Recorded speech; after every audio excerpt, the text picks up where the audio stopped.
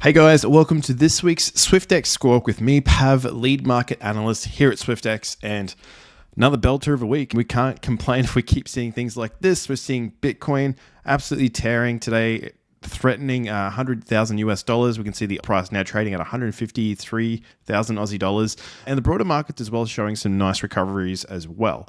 And a lot of this has been linked to the consistency and the clarity that's finally coming from the US, particularly around the trade tariffs. Obviously, a lot of skepticism and critics on how that's been handled so far. We've recently seen a official formal talk now be locked in. US Treasury Secretary Scott Bessent meeting with Chinese delegates later this week to talk in Switzerland about getting closer to de-escalating this whole narrative. And that's what it's all been. It's about de-escalating, and it's a bit frustrating potentially to have seen and understand, look, is this what it takes to move the markets right now? Is it really just going to be any and all updates regarding tariffs?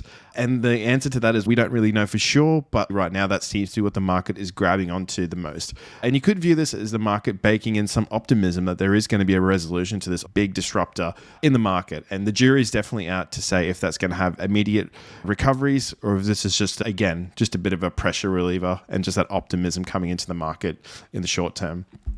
We also saw overnight the US federal funding rate, or their interest rates, hold steady at 4.5%. And again, it was a pretty key event in the sense that there's always a statement and a press conference after the official announcement, and it was definitely not very action or packed for the optimists out there. But it did basically hold as a key rhetoric that essentially they're dependent on the White House. It comes down to how tariffs form and play out in the coming weeks as to what their expectations are going to be for future inflation, because that is one of their key mandates, bringing inflation down to 2%. But they also have a key mandate to make sure that there's economic growth and stability within the broader economy in the US and that can't be put at risk. So it's a really fine balancing act, and the outcome was that they want to see how the next months play out. And this is really interesting when we tie into the broader market for the last 4 months. It's been through quite a lot. What have been the expectations towards interest rates? Because interest rates basically set the price of money. And the price of money is what sets the productivity and the growth outlooks for the rest of the world. So we can see that the overall target rate for the end of the year about a week ago was very much favoring the camp for much steeper cuts. But we can see just most recently, after the current meeting today, the bond markets, with the modeling of the CME FedWatch tool, have cooled off their expectations quite considerably, almost by half a percentage point.